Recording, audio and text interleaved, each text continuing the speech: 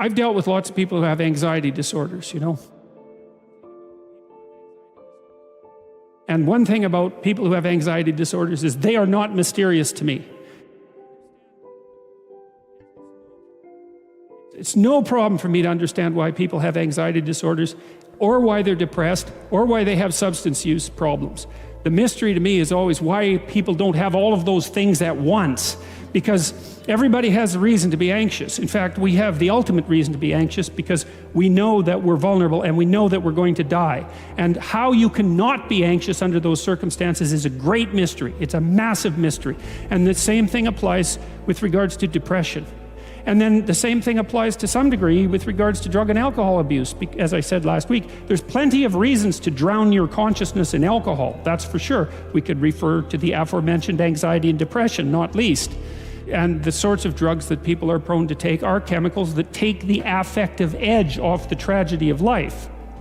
So back to the issue of fear.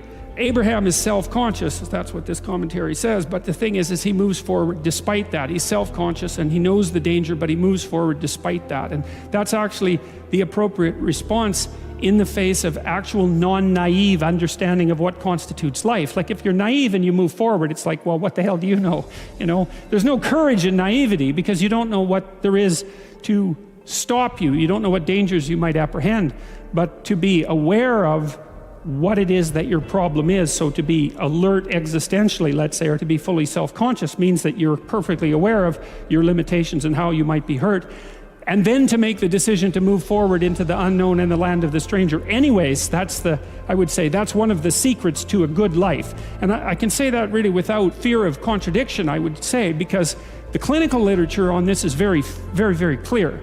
What you do with people who are afraid, and to some degree depressed, but certainly anxious, is you lay out what they're anxious about, first of all, in detail. What is it that you're afraid of? What might happen?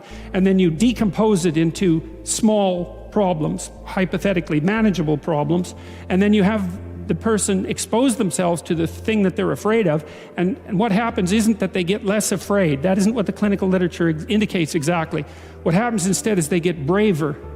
And that's not the same thing, right? Because if you get less afraid, it's like, well, the world isn't as dangerous as I thought it was, silly me.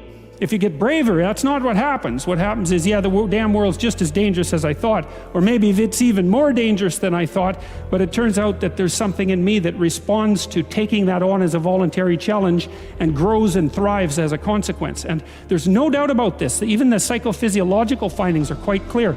If you impose a stressor on two groups of people, and on one group the stressor is imposed involuntarily, and on the other group the stressor is picked up voluntarily, the people who pick up the stressor voluntarily use a whole different psychophysiological system to deal with it.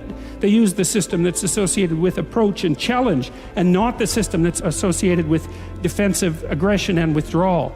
And the system that is associated with challenge is much more associated with positive emotion and much less associated with negative emotion. It's also much less hard on you because the defensive posturing system, the prey animal system, man, when that thing kicks in, it's all systems are go for you, The pedal's pushed down to the metal and the brakes are on.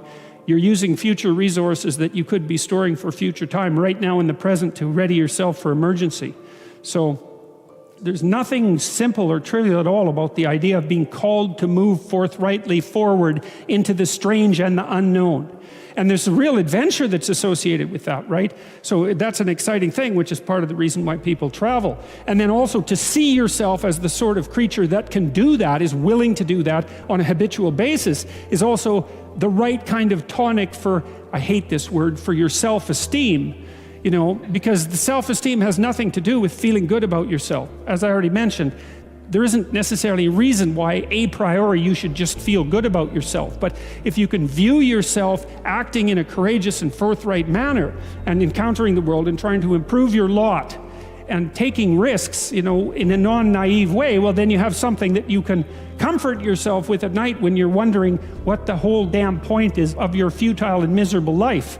And that's necessary because it's often the case that you wake up at 4 in the morning, or at least sometimes the case that you wake up at 4 in the morning when things haven't been going that well and wonder just what the hell the point is of your futile and miserable life. You have to have something real to set against that. It can't be just rationalizations about how, you're a valuable person among others, even though that's true. That's not good enough.